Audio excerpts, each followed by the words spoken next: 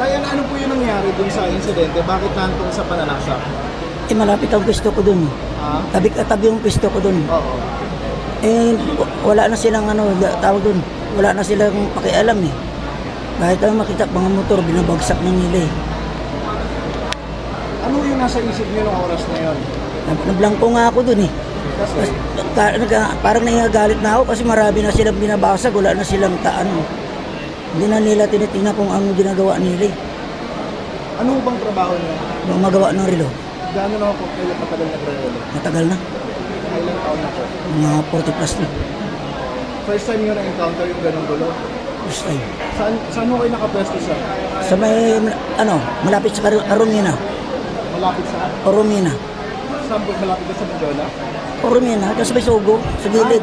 Dun mismo sa may... Ano yung nakita niyo paglapit ng mga kabataan? Ba't siya yung napuntirya niyo? Kasi pag sumugod ka agad doon, tapos binagsak yung mga motor. Eh, buti yung stante ko na, hindi ko na kung nakalabas yung basag din yun.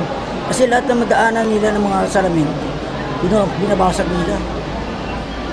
Yung pwesto niyo, yung lagayan ng mga gamit niyo, nabasag din. Naipasok ko kaagad. Paglabas ko yun na. Minor de edad yung napatay ninyo, may mensahe pa kayo sa pamilya. Nangila ako ng pasensya kasi hindi naman talaga sadya eh. Tsaka hindi ko naman alam na minor de edad kasi matangkad eh. May pagsisisiyo ba tayo, sir?